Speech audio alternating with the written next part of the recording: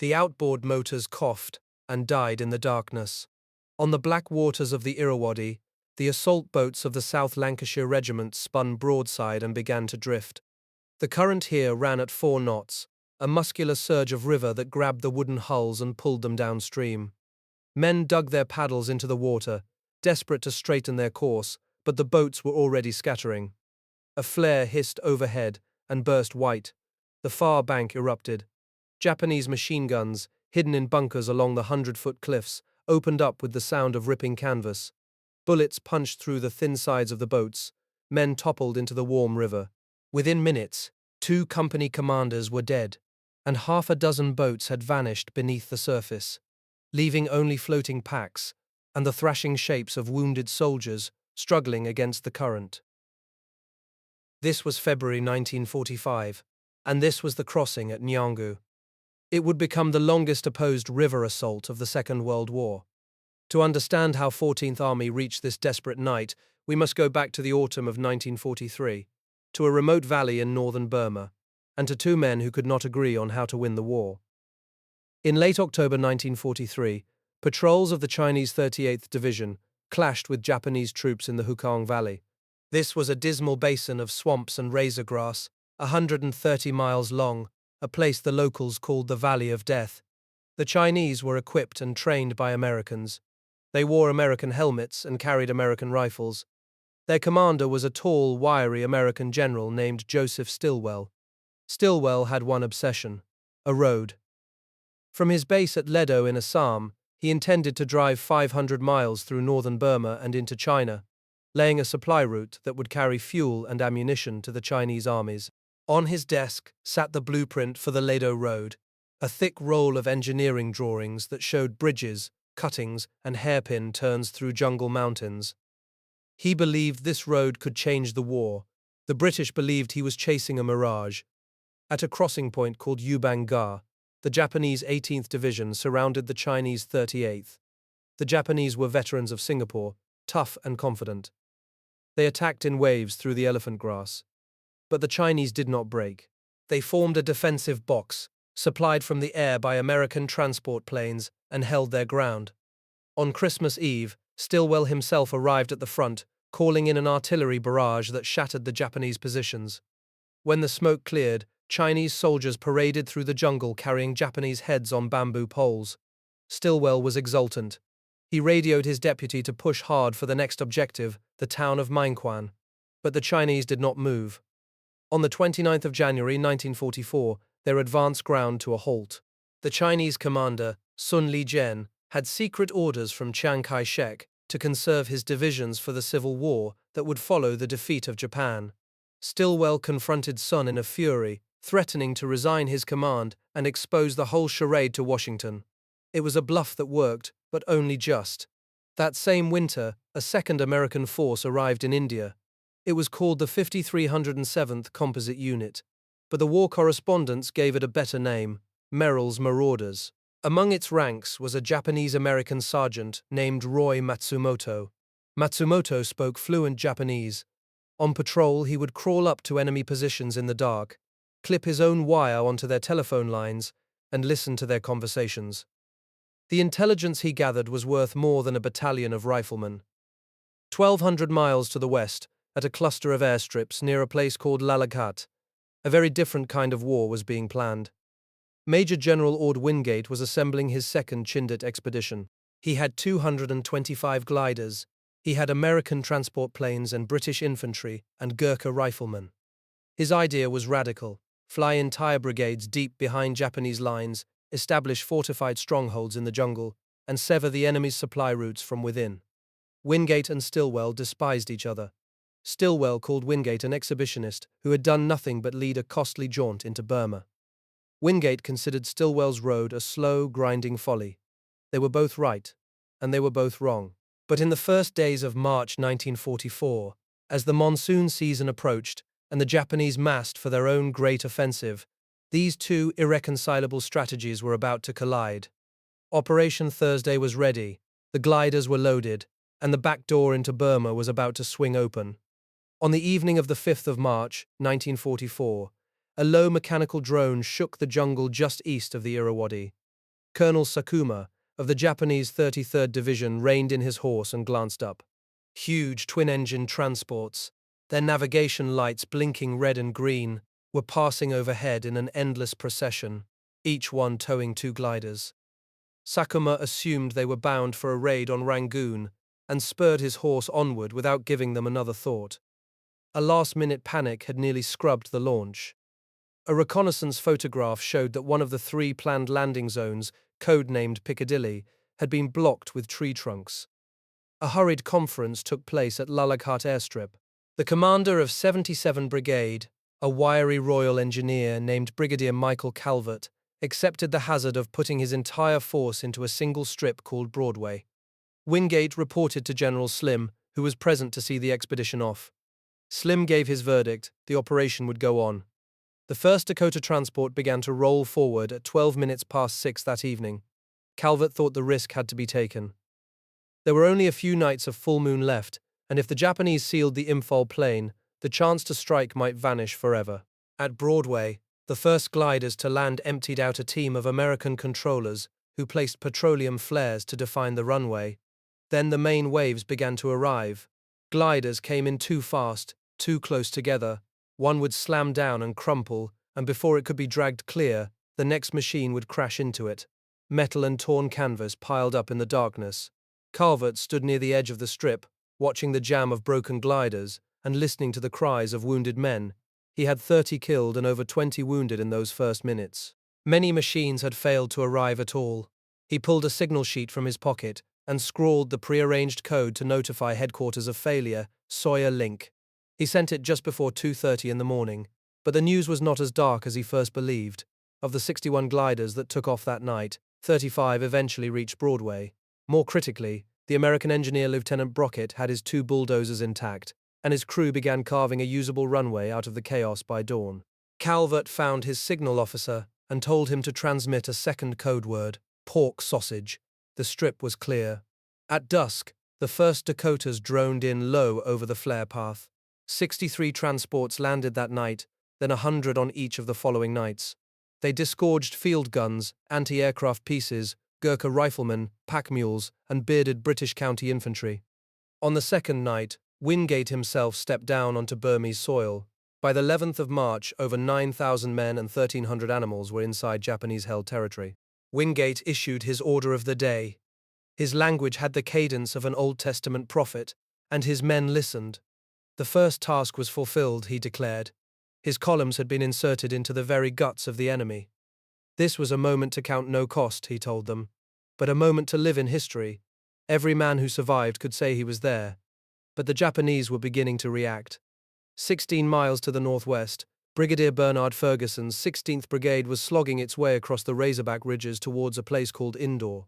They had been marching for a month from Lido, climbing mud-slicked gradients of 1 in 2. Their boots were falling apart, their mules were dying. On the 17th of March, they stumbled into their first enemy contact.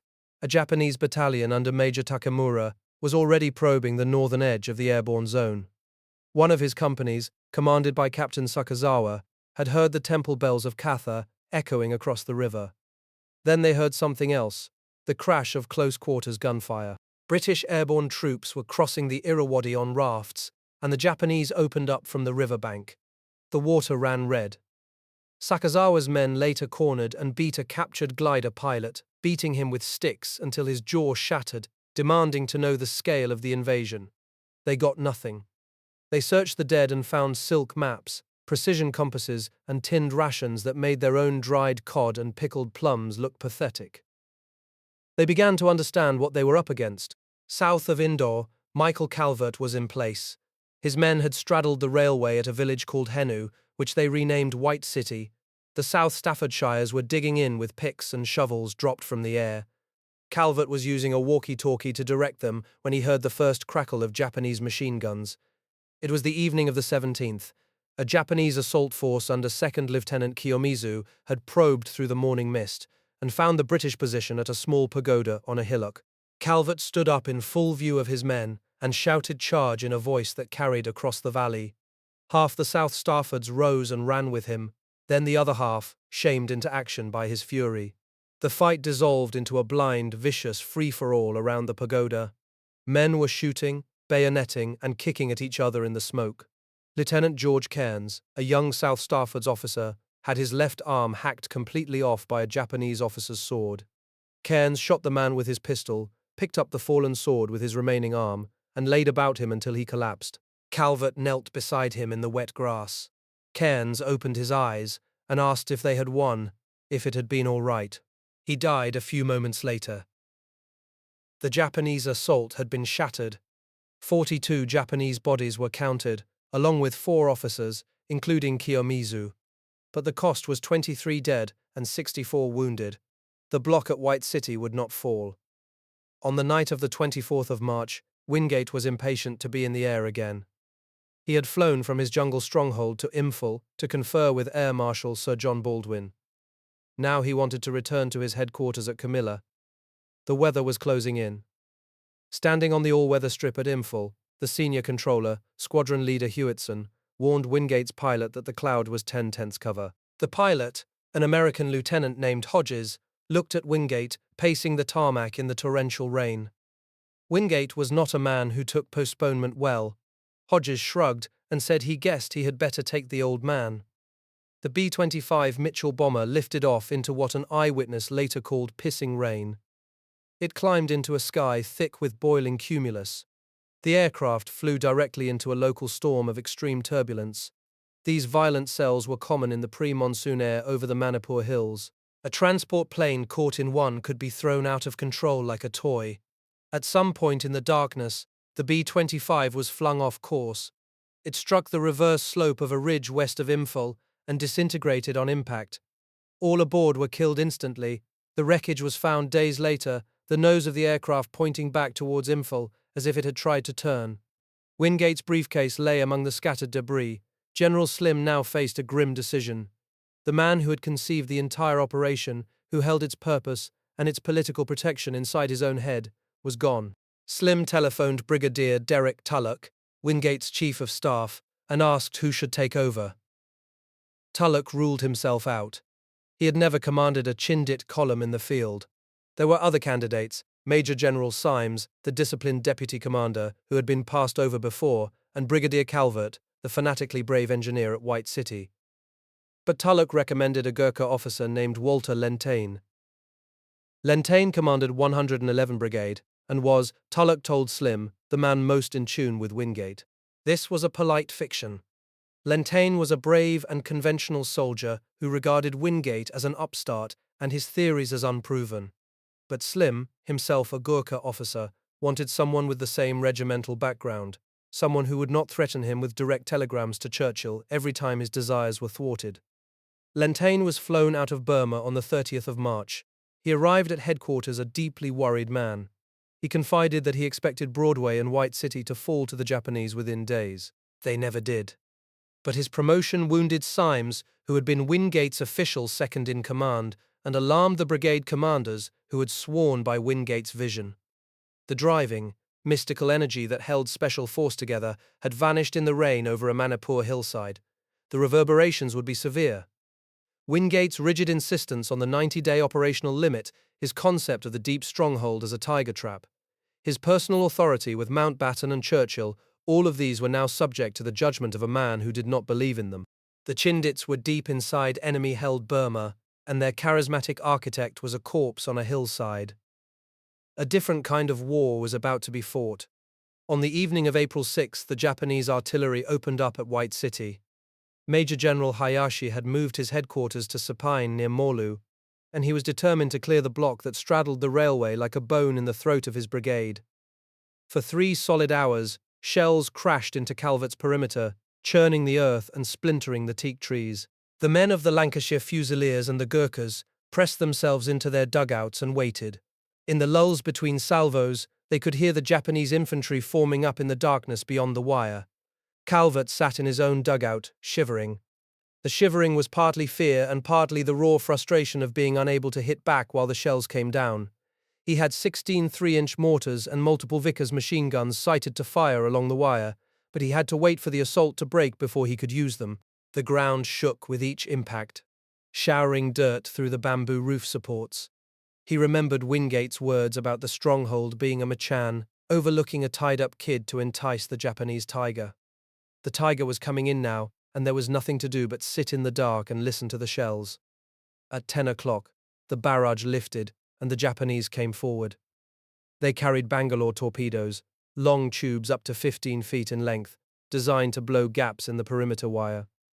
Calvert's machine gunners opened up along pre-ranged lines, pouring entire belts of ammunition into the darkness in sustained bursts. Star shells lit the night sky, turning the jungle into a flickering theater of shadows and muzzle flashes. The torpedoes failed to detonate. Japanese bodies began to pile up in the tangle of wire, and still the Gurkha riflemen and the Lancashire Fusiliers kept up their fire. By dawn, the assault had shattered, and Mustangs from the Air Commando were swooping low to strafe the Japanese forming up areas. Then came a shock.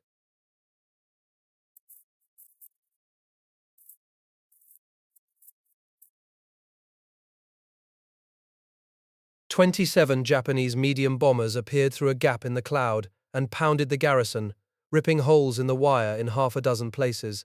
The shelling resumed, heavier than before, and Calvert watched his perimeter bend and fray. The newly arrived men of the 6th Nigerian Regiment came up to reinforce the line, and he noticed that some of them decorated their dugouts with Japanese heads mounted on stakes. They fought with a ferocity that startled even the veterans of the earlier battles. When a Japanese section penetrated the southeast corner, the Nigerians countercharged with bayonets and drove them out. Hayashi threw his battalions against the block repeatedly until April 11th, but each assault broke against the dug-in firepower of the garrison.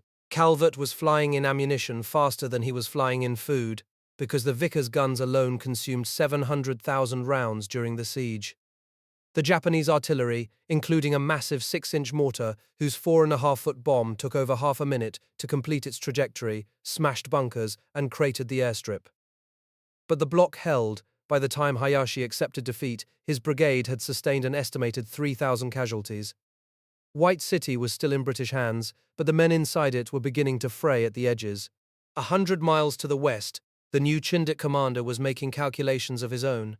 Lentaigne had never believed in Wingate's stronghold concept. To him, dispersing brigades in isolated blocks deep in the jungle was an invitation to piecemeal destruction. More pressingly, the monsoon was only weeks away. When the rains came, the dirt airstrips would turn to mud, and the entire air supply system on which the Chindits depended would collapse. Lentaigne concluded that the only viable course was to concentrate his brigades, abandon the forward blocks, and move north to support Stilwell's drive on Myitkyina directly. He would establish a new block, closer to the railway hub at Hopin, and fight the Japanese on more conventional terms. On May 8th, Lentaigne flew into Broadway to explain his decision to Calvert. The meeting was tense. Calvert pointed out that White City had held against everything the Japanese had thrown at it, and that his garrison was dug in, wired in, and supplied from the air. He could hold it indefinitely. But Lentaigne was unmoved. The strategic situation had shifted, he said. Stilwell's Chinese divisions were driving hard down the Hukawing Valley, and the Chindits needed to be positioned to block Japanese reinforcements. Calvert's signals began to acquire a tone that bordered on insubordination. But he was a soldier, and in the end he saluted and obeyed. The order to abandon Broadway and White City hit the men like a physical blow. They had fortified those positions with their own hands, buried their dead in the perimeter, and fought off attacks that should have overwhelmed them. Now they were being told to walk away. The South Staffords, the Lancashire Fusiliers, and the Gurkhas packed what they could carry and destroyed the rest. At Broadway, the garrison slaughtered its chickens and burned its chicken farm. At White City, the bunkers that had withstood Japanese artillery were left empty, to be reclaimed by the jungle. The men filed out in single column, hollow-eyed and silent, heading north towards a place called Blackpool that none of them had seen. The man who would command this new block was waiting for them.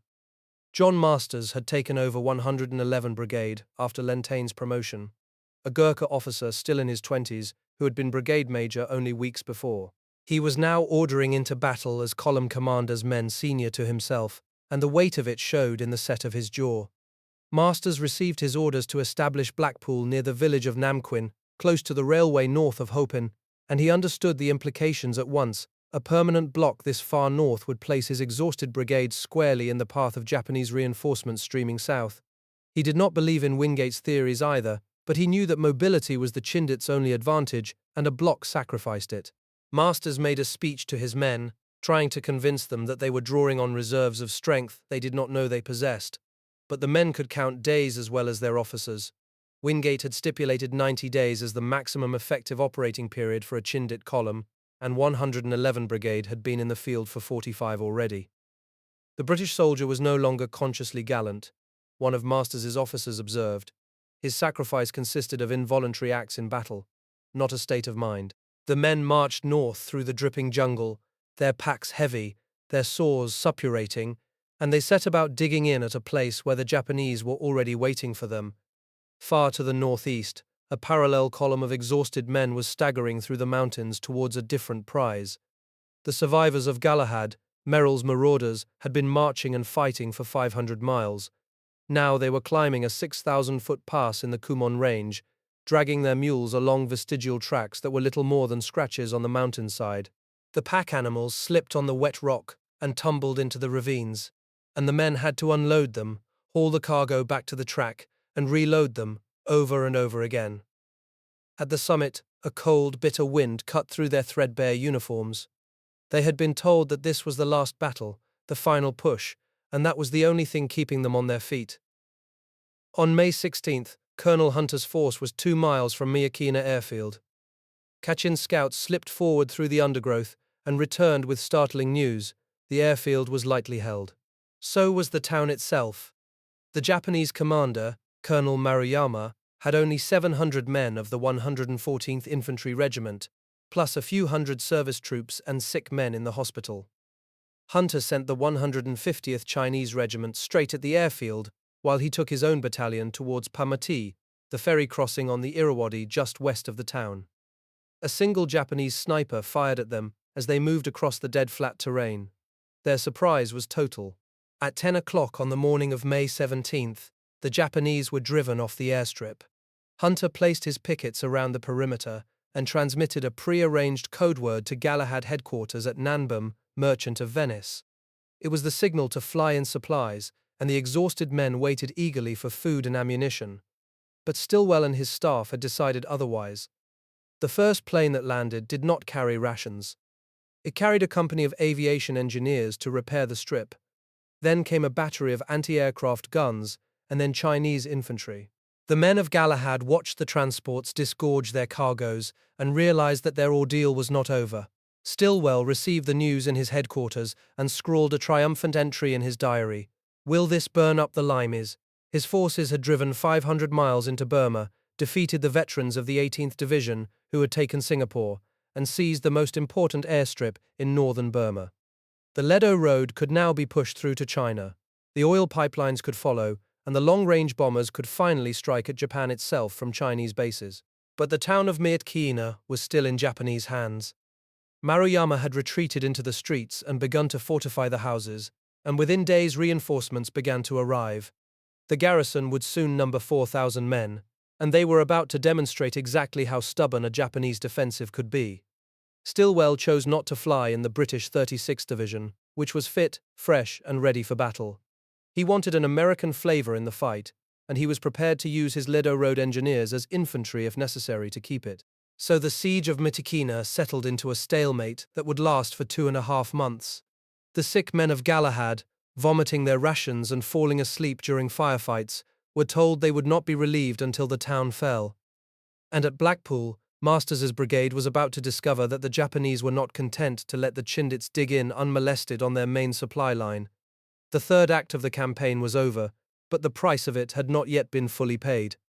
The American and Chinese troops pressing the siege were in no condition for a protracted fight. The original Galahad survivors were hollow-eyed, their uniforms cut open at the seat to let dysentery run freely while they walked.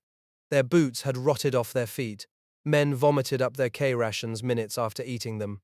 Replacements began to arrive, 2,600 volunteers shipped from America to Bombay in late May. They were hustled through a single week of training at Ramgarh, then flown directly into the monsoon mud of Miyakina. They stepped off the transports into a waking nightmare. Some of them qualified as psychopathic cases within hours of their first patrol. A young officer led a company towards what he took to be a group of Chinese soldiers. One of them beckoned him forward, then dropped to the ground as a Japanese machine gun scythed the air above his head. The company was destroyed. The American battalions began to report men falling asleep during firefights. Their commanders fainted from exhaustion. Stilwell was compelled to admit the truth in his diary.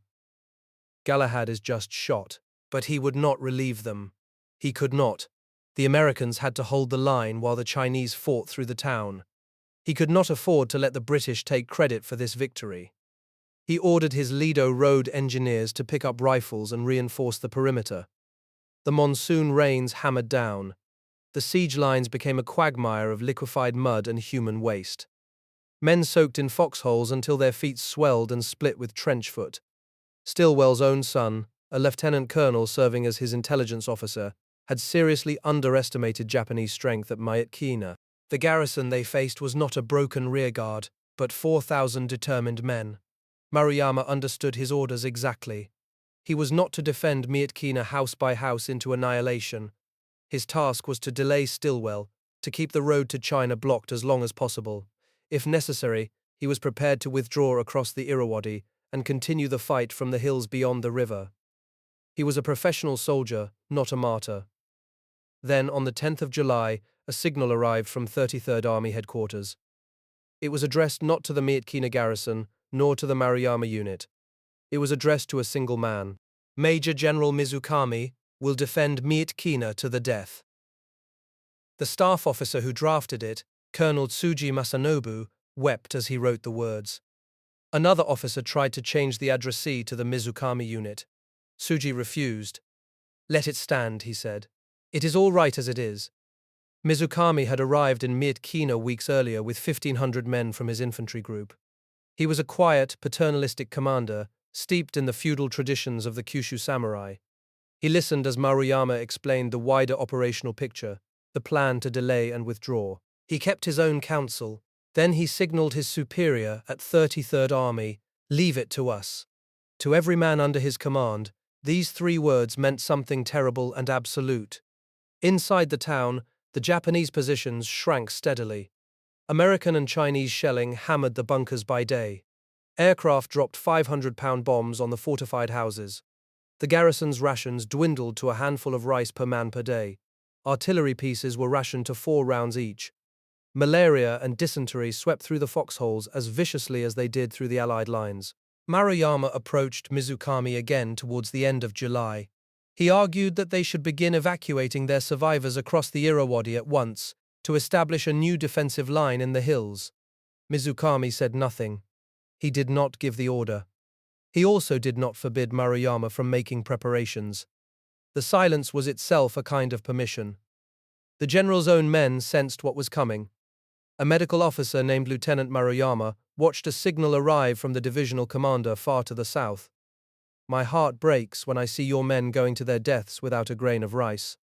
But I hope you will fight to the last for the glorious tradition of the Imperial Army." Then another signal. Mizukami was promoted 2 ranks, to full general, a posthumous honor in all but name. Lieutenant Maruyama remembers the confusion that erupted when the final order to withdraw was issued. Not an order from Mizukami, but from Colonel Maruyama. The survivors would cross the Irrawaddy in 3 nightly contingents, commencing on the 1st of August. The walking wounded would go first, then the headquarters, then the rearguard. Country boats were hidden under the riverbanks during daylight. Each man knew he was going from one death to another. On the night of the 3rd of August, a fine rain began to fall as Mizukami made his way through the tall grass to the riverbank. He settled himself against a tree on a small island in midstream, facing northeast towards Japan. His dispatch case lay open in front of him, a scrap of notepaper weighted with a small stone. The survivors of the Myitkyina garrison are ordered to proceed south. A pistol shot cracked through the darkness. Captain Shugyo and Lieutenant Maruyama sprinted back towards the tree. The general's body was inclined forward, supported by the trunk, motionless. His orderly stood weeping nearby. The lieutenant felt for a pulse. There was none. Mizukami had obeyed his personal order to the letter. He had died in Myitkyina. Then, on his adjutant's instructions, one of the general's fingers was cut off, wrapped in a bandage, and carried south through the Japanese lines. When the remnants of the garrison reached headquarters at Burma, Colonel Tsuji greeted them with fury. "You were told to fight to the last man," he shouted. "What are you doing here?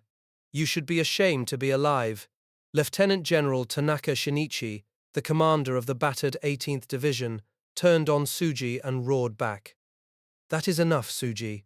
You would do better to have some sympathy for a change." Kina fell on the 3rd of August 1944. Inside the town, the attackers found 187 prisoners, none of them uninjured, and a small rearguard too sick to flee. The siege had lasted 2.5 months. Stilwell was promoted to 4-star general.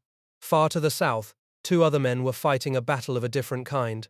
John Masters had established his block at Blackpool near Namquin, but the Japanese were not content to let him dig in. Colonel Takeda's 53rd Division, older conscripts from Kyoto but still stubborn fighters, probed the perimeter night after night. The trenches filled with monsoon water. The corpses on the wire began to bloat and split in the heat. The bombardment grew heavier than anything Calvert had endured at White City. Japanese artillery pieces, sighted on reverse slopes, dropped shells directly into Masters's command post. His Cameronians and King's Own shrank from battalions to companies. Men emerged from the foxholes with staring eyes and slack jaws. The brigade major reported that his officers doubted they could hold if the Japanese infantry came in strength. On the 24th of May, they came. A Cameronian subaltern's voice crackled over the field telephone to brigade headquarters. "Most of my men are wounded. I am wounded. If I do not get help, I have had it." Masters drafted a signal to Lentane. Further retention of this block entails loss of brigade. Commander asks permission to withdraw. Before it could be sent, the Japanese poured through a gap in the wire and seized a small hill inside the perimeter. Masters' men pulled out through a nightmare of shellfire and severed limbs. Blackpool had fallen. The original Chindit brigades were shattered beyond repair.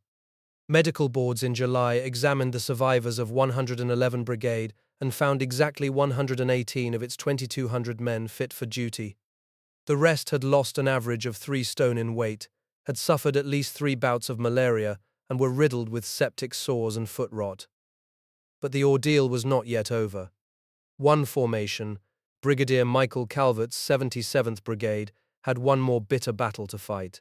In late June, its exhausted Gurkha and Lancashire Fusilier columns stormed the railway town of Mogong, cutting the Japanese lifeline to Miyakina and taking the town after savage close quarters fighting that cost the brigade nearly 800 casualties.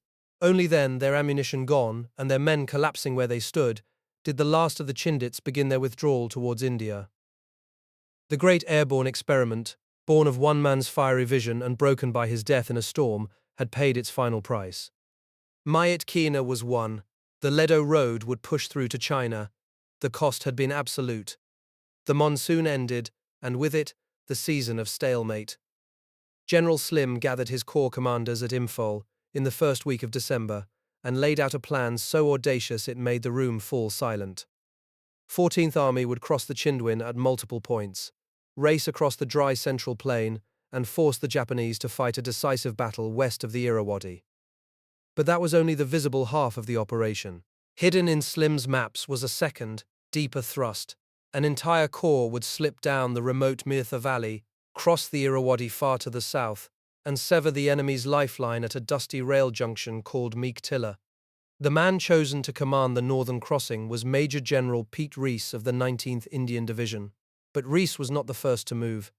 That morning, far to the south, a brigade of the 20th Indian Division pushed boats into the Chindwin at Morlaik, 30 miles north of Kalewa, and began the long march east. Rees's own division had come out of the Sitaung bridgehead further north, aiming for Pinlebu and Pinbon. Slender, wiry, with a quick, decisive manner, Rees was known for driving his men hard and driving himself harder. The Japanese offered almost no resistance on the far bank. Kimura had already decided to abandon the Shwebo Plain and withdraw his battered 15th Army behind the Irrawaddy's wide brown waters. So Rees's men walked into empty jungle. They outpaced their own supply trucks. They outpaced their own artillery. In 8 days, the division covered nearly 200 miles and linked up with British 36th Division, coming down the railway corridor from the north. For the first time, the Allied northern and central fronts ran together in one unbroken line. Rees's advance was so fast that Slim began to revise his assumptions. He had expected Kimura to fight for the Shwebo Plain, to defend the historic capital's northern approaches. Instead, the Japanese were melting away. Slim realized that if Kimura would not come to him, he would have to go to Kimura. The secret thrust down the Meartha Valley became the main effort. 2 divisions were shifted from 33rd Corps to 4th Corps, and the engineers began building a road through one of the most desolate regions in Burma, a road that would carry tanks 200 miles without the Japanese ever seeing them. The deception plan was elaborate. A dummy Corps headquarters transmitted fake radio traffic near Tamu, pretending to prepare for a frontal assault on Mandalay. The real 4th Corps, stripped of its designation and moving under strict wireless silence, filed down the narrow track through the Chin Hills towards Gangor and Pauk. The men marched in choking red dust that caked their skin and clogged their rifles. Elephant teams hauled bridging equipment. At Kalewa, engineers finished the longest Bailey Bridge in the world, spanning the Chindwin on steel pontoons, a monument to logistical daring that brought the full weight of 33rd Corps rolling into the plain. By early January, 2 divisions were closing on Shwebo. The Japanese 31st Division, the same unit that had broken against Kohima the previous spring, now held a thin screen north of the town. Their regiment had mines and prepared bunkers, but the men were shadows of the fanatics who had charged the tennis court. They pulled back on New Year's Day, leaving the road open. On the morning of the 7th, a patrol of the 5th Baluch Regiment walked into Shwebo and found it empty, except for a few bewildered Burmese civilians and the corpses of 58 Japanese soldiers killed in rearguard skirmishes. There was a brief, sharp argument between the Corps commander and Rees about who should take the town. The original plan gave Shwebo to 2nd British Division, but Rees's Baluchis were already inside. The Corps commander ordered them to halt, and 2nd Division came up to stage a formal entry. Rees swallowed his frustration and turned his attention east, towards the Irrawaddy, towards the distant blue silhouette of the hills above Mandalay. The prize was not Shwebo. The prize lay across the great river, and he intended to be the first to reach it. John Masters, the young Gurkha officer who had led the shattered remnant of 111 Brigade out of Blackpool, now served as Rees's senior operations officer. He studied maps of the Irrawaddy's bends and gorges, calculating crossing sites. The river at this point was still narrow, barely 500 yards where it ran through a gorge between Thabakian and Kalkmyong.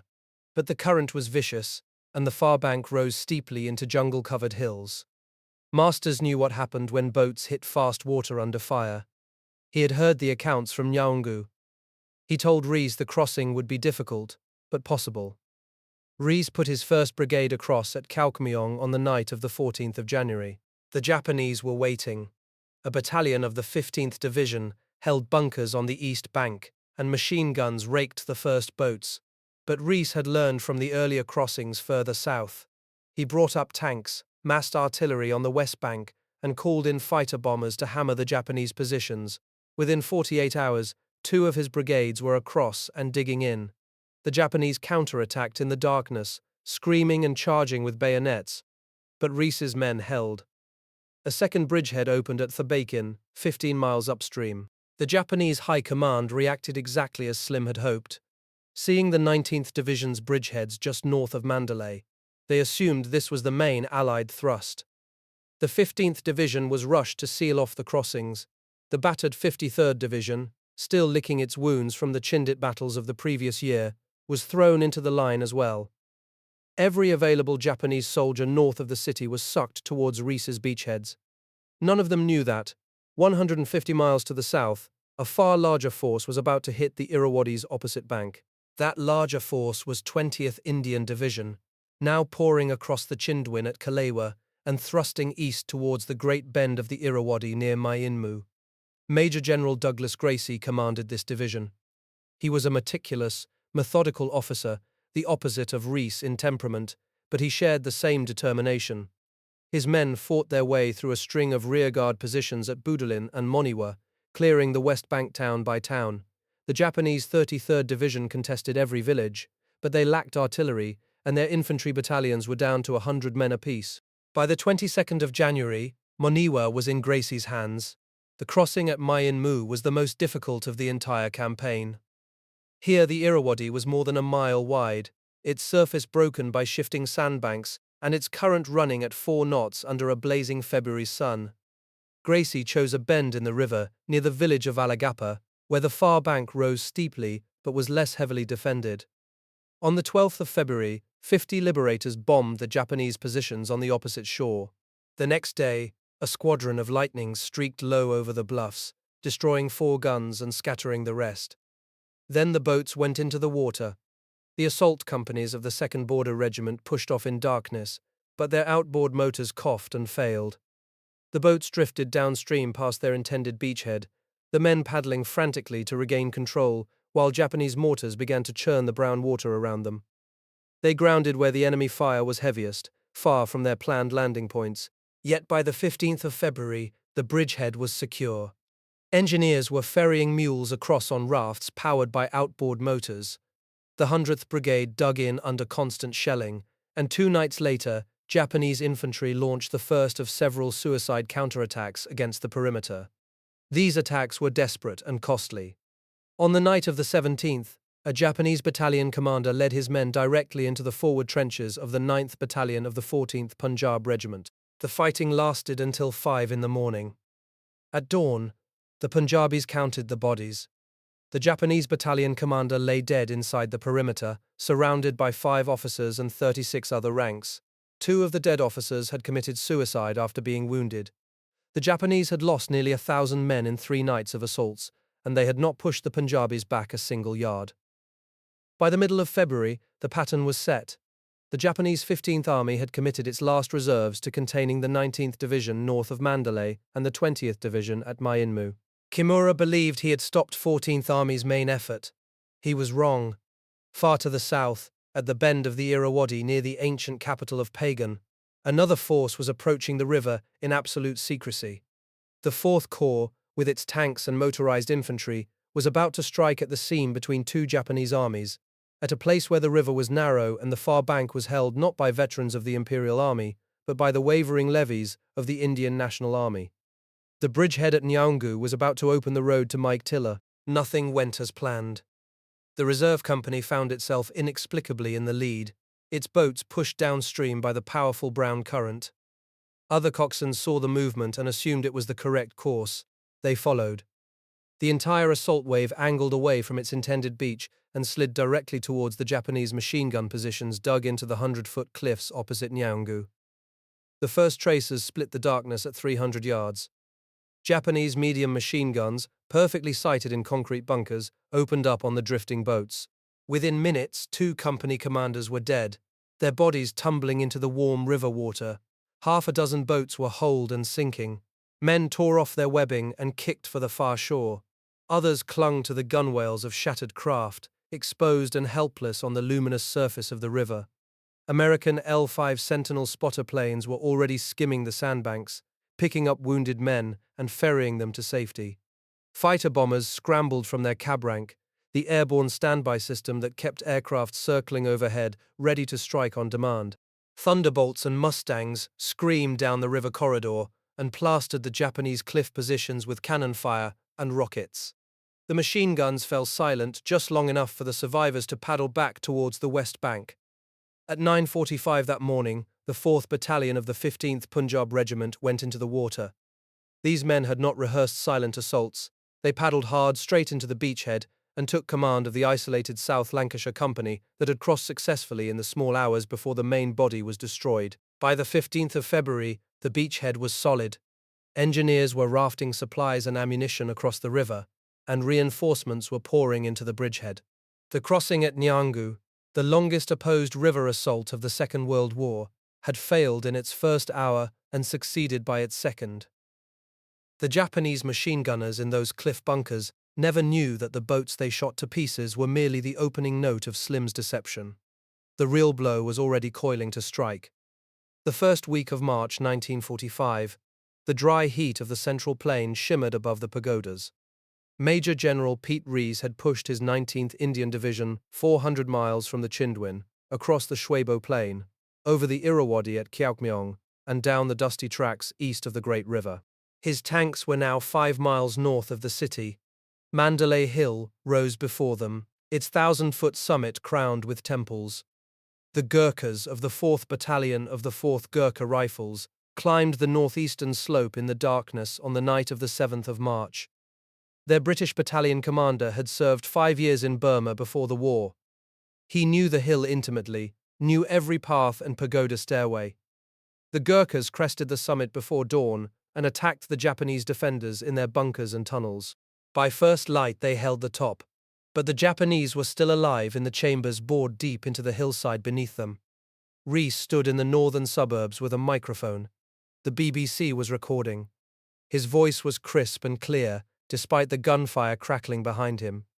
He described the Gurkhas advancing, the tanks firing point-blank into the fortress walls, the Japanese snipers hidden in the temples. He could see his infantry running across open ground near the tanks, men in slouch hats, Australian hats, Gurkha hats, very clear to see. The broadcast captured the sound of mortar bombs and the distinctive clatter of Besa machine guns. The Japanese inside Mandalay Hill refused to emerge. They held out for 11 days, sniping from hidden apertures, launching sudden bayonet charges from tunnel mouths. The engineers solved the problem. They burst open the concrete casings with explosive charges, poured petrol through the gaps, and fired very lights into the darkness. Anti-tank projectiles blew down steel doors. Petrol drums were rolled through the breaches and exploded with grenades. The subterranean chambers became infernos. By the 12th of March, Mandalay Hill was silent. The assault on Fort Dufferin began the same day. The fort was a square mile of red brick wall, 30 feet thick at the base, surrounded by a moat 75 yards wide and choked with lotus. Inside lay King Tibor's teak palace, government house, the jail, and the polo ground. The Japanese 15th Division headquarters had withdrawn into this medieval bastion. Their commander, Major General Yamamoto Sai, had received the same order Mizukami received at Myitkyina, defend Mandalay to the death. The British guns opened up. 5.5-inch howitzers threw shells at the north and east walls, tearing breaches in the ancient brick. The earth ramparts behind the walls absorbed the explosions. Thunderbolts skip-bombed with 2,000-pound bombs, the kind used against the dams of the Ruhr. The result was a 15-foot hole and nothing more. The defenders, deep in their casemates, survived every bombardment. Rees ordered a silent breach on the night of the 17th of March. The operation was called Exercise Duffy. Men of the 1st Battalion of the 15th Punjab Regiment and the 8th Battalion of the 12th Frontier Force Regiment stripped off their steel helmets and changed their boots for rubber-soled shoes. Engineers brought them to the walls in assault boats with scaling ladders, 6 manpack flamethrowers, and a machine gun company. The order was explicit: surprise, not a bludgeon assault at any cost. They reached the northeast and northwest corners of the fort in the darkness. As they made for the breaches, the Japanese opened fire. A boat sank. A platoon that gained a foothold on the railway bridge in the northwest corner was met by automatic fire and driven back. The flamethrowers never got close enough to be of use. Rees looked at his watch. By 3:30 in the morning, with the first grey light threatening to expose his men on the walls, he called off the attack. Exercise Duffy had failed. The battering resumed. The Royal Air Force bombed the north wall. 6-inch howitzers punched 17 more breaches in the east and north faces. The theory was simple. The Japanese could only man a small number of breaches, and in the end they would not be able to defend them all. Sappers waded through the sewers beneath the moat, up to their thighs in mud, exploring a culvert that Rees remembered from his pre-war service as the governor's military secretary. The Japanese inside the fort were running out of time. The GOC 15th Army, Lieutenant General Katamura, had already relaxed the death order. His 51st and 60th Infantry regiments were told to put in one final attack against Rees's division, and then withdraw. The order went out on the 18th of March. The main body of the 15th Division began to pull out of Mandalay during the night of the 19th. They knew the fort as well as Rees did. They came out through the same drain under the moat that the sappers were exploring from the other side. In the early afternoon of the 20th of March, 4 Anglo-Burmese civilians carrying a white flag and a Union Jack emerged from the north gate. They had been prisoners of the Japanese inside the fort. The defenders were gone. The 60th Regiment's rearguard had occupied the government farms buildings on the south edge of the city for one final stand. But the fort itself was empty. The siege was over. Sappers went in first through the sewers. They found the Japanese headquarters abandoned, papers scattered, a few wounded men too sick to move. The flag went up over Fort Dufferin. In some accounts, a gunner of the 134th Medium Regiment hoisted it. In other accounts, Rees himself did it. The distinction hardly mattered. Mandalay was in British hands for the first time since the catastrophic retreat of 1942. On the 21st of March, Slim flew in from Moniwa. Air Vice Marshal Vincent detailed a Sentinel light plane from No. 194th Squadron to carry him, escorted by 2 Spitfires. He drove through the shattered streets of the city, past the ruins of King Tibor's palace, and on to the parade ground where Rees had drawn up the 19th Division. The ground where they stood was the site of Government House. Slim had been there before the war. Now he was back. The victory parade was carefully arranged. Slim insisted that 2nd British Division be represented. A brigade commander drove up with a troop of Grant tanks and a handful of armoured carriers. A military policeman directed them to the fort. The Dorsets marched in, their commanding officer oppressed by the desolation of the ruined city. They wore the battle honour Ava from the Burma War of 1824. By another strange coincidence, the 4th Marquis of Dufferin and Ava, serving with a field broadcasting unit, was killed in an ambush between Ava and Fort Dufferin on the 23rd of March. The flag was hoisted again for the formal ceremony. Slim wanted every man to know that the capture of Mandalay had been an army victory, not the triumph of a single division. The operations at Meiktila and on the Irrawaddy bridgeheads, the long march of the 20th Division, and the brutal siege of the fort, the silent climb of the Gurkhas up Mandalay Hill. Every formation had played its part. He took the salute as the troops marched past. The Japanese 15th Army was broken. The road to Rangoon was open. John Masters stood on the parade ground. He had been with Rees throughout the campaign, from the Chindwin crossing to the bridgeheads at Kaugmeong, from the dash south to the assault on the hill. He had watched the Gurkhas climb in the darkness and heard the engineers detonate the petrol drums in the tunnels. The young officer who had led the shattered remnant of 111 Brigade out of Blackpool, who had seen his men staggering through the mud with their jaws slack and their eyes staring, now stood in the citadel of the fallen enemy. The war had another 4 months to run, but the heart of Japanese Burma had been cut out. Rees himself took little credit. He was a slight, wiry man who drove his men hard and drove himself harder.